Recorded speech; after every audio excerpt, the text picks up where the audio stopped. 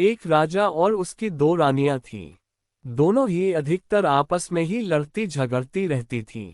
बड़ी रानी के एक पुत्र और एक पुत्री थे, जबकि छोटी रानी का एक ही पुत्र था। जब बड़ी रानी की मृत्यु हो गई तब छोटी रानी मनमानियां करने लगी। वह बड़ी रानी के पुत्र और पुत्री दोनों से अच्छा व्यवहार नहीं करती थी, क्योंकि वे दोनों उसे एक आंख नहीं भाते थे। बड़ी रानी का पुत्र और पुत्री अपनी सौतेली मां से बहुत तंग आ गए थे, क्योंकि छोटी रानी उन्हें भरपेट खाना तक भी नहीं दिया करती थी। परंतु राजा अपनी पत्नी को अच्छा समझकर उसकी प्रत्येक बात खुशी खुशी मानता था। एक दिन रानी अपने पति से रूठ गई। जब राजा राजदरबार से वापस आया तो वह अपनी रूठी हुई रानी को देखकर हैरान हो गया। राजा ने पूछा, क्या बात है, तुम आज इस तरह से क्यों लेटी हुई हो? पहले तो रानी ने कहा, नहीं, ऐसी तो कोई बात नहीं है। राजा ने दूसरी बार पूछा तो रानी ने फिर उससे कहा, कुछ नहीं। राजा ने फिर तीसरी बार पूछा, बता तो दो कि क्या बात है। रानी ने कहा, यदि तुम मेरी बात मानोगे तो मैं अपने रूठने का कारण बता दूंगी। राजा ने उसकी यह शर्त मान ली।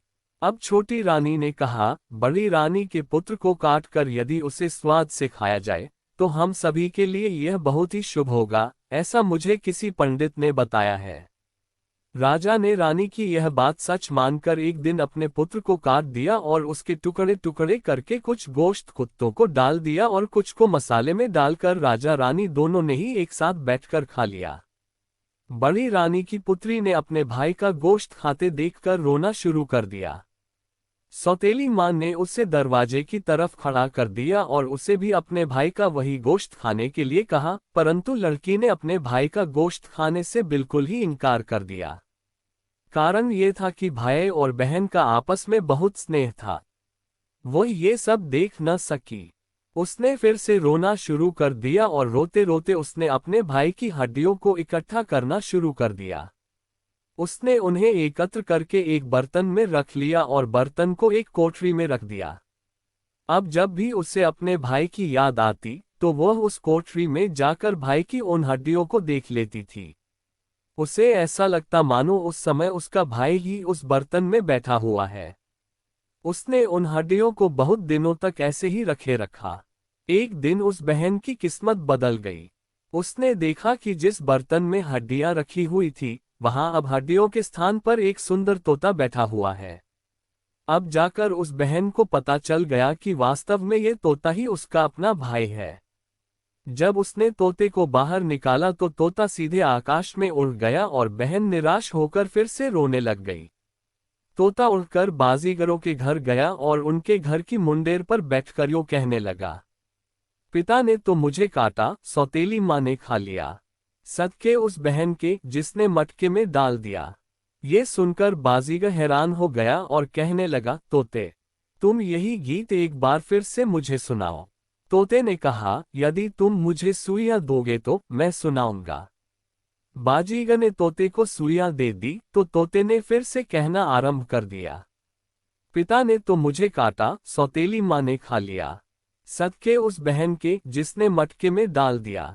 ये कहकर तोता सुइयों को मुंह में डालकर टिपरीवासियों के घर की मुंडेर पर जा बैठा। वह सुइयों को दीवार पर रखकर फिर से कहने लगा, पिता ने तो मुझे काटा, सौतेली मां ने खा लिया, सदके उस बहन के जिसने मटके में डाल दिया।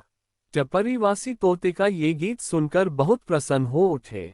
उन्होंने तोते से कहा, हे तोते, तुम बहुत सुंदर गाते हो, कृपा करके एक बार फिर से यह गीत हमें सुनाओ।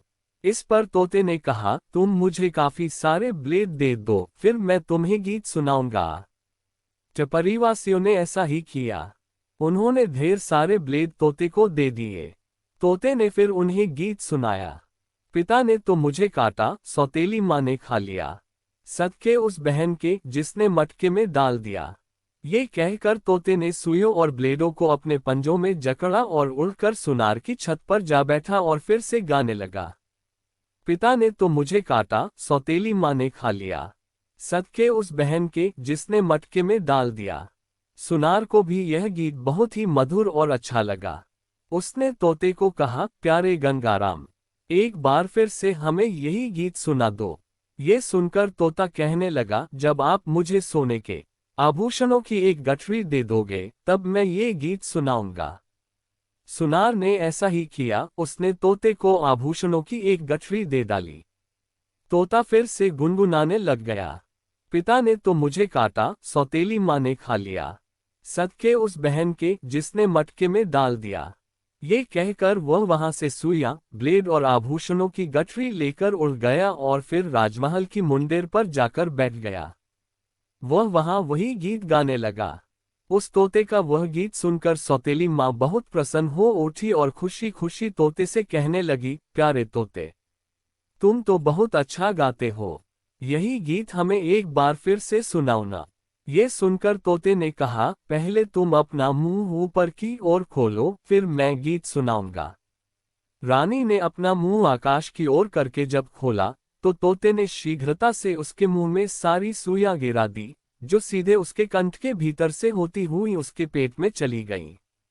तोता गाता हुआ वहां से उड़ा और उड़ते हुए राजदरबार की ओर चल पड़ा और वहां जाकर गाने लगा, पिता ने तो मुझे काटा, सौतेली माँ ने खा लिया, सदके उस बहन के जिसने मटके में डाल दिया। राजा को ये गीत बहुत पसंद आया। उसने बड़े प्यार से तोते से कहा, तुम फिर से एक बार यही गीत सुनाओ। ये सुनकर तोते ने कहा, पहले तुम अपना मुंह आसमान की ओर करके खोलो और आंखें बंद कर लो। राजा ने ऐसा ही किया। तोते ने पहले से ही एकत्र किए सारे ब्लेड राजा के मुंह में गिरा दिए। इस प्रकार वहीं पर तड़पते तड़पते राजा की मृत्यु हो गई। तोता वहां से उड़ा और आभूषणों की पोटली उठाकर वहां जाकर बैठ गया, जहां लड़कियां क्रोशिये से कढ़ाई सिलाई का अपना काम कर रही थीं। उनमें से कुछ लड़कियां चरखा काट रही थीं। उन लड़कियों में उसकी बहन भी बैठी हुई थी। तोते ने गाना शुरू कर दिया, पिता ने तो मुझे काटा, सौतेली माँ ने खा लिया, सदके उस बहन के जिसने मटके में डाल दिया। ये सुनकर उसकी बहन जोर जोर से रोने लग गई, परंतु दूसरी लड़कियों को ये गीत अच्छा लगा। उन्होंने तोते को फिर से यही गीत गाने को कहा। तोते ने कहा, पहले तुम मेरी बहन को चुप कराओ, फिर मैं तुम्हें यही गीत सुनाऊंगा। लड़कियों ने तोते की बहन को बड़ी कठिनाई से चुप कराया। तोते ने फिर से अपना वही गीत गाना शुरू कर दिया, पिता ने तो मुझे काटा, सौतेली माँ ने खा लिया, सदके उस बहन के जिसने मटके में डाल दिया। ये कहकर उसने आभूषणों की पोटली अपनी बहन के पास गिरा दी और स्वयं उड़ गया। जब उसकी बहन घर आई तब तोता वहां नहीं था। उसने अंदर जाकर देखा तो उसका भाई खाना खा रहा था। पहले तो लड़की उसे अपने भाई का कोई भूत समझकर सहम गई, परंतु जब उसने पूछा तो उसके भाई ने उससे सारी घटना सुनाई और कहा कि मैं ही तेरा भाई हूं और मैं ही वह तोता था जिसे सौतेली माँ और पिता राजा ने मारा था।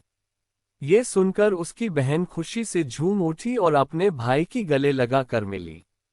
इसके बाद दोनों बहन भाई इकट्ठे रहने लगे।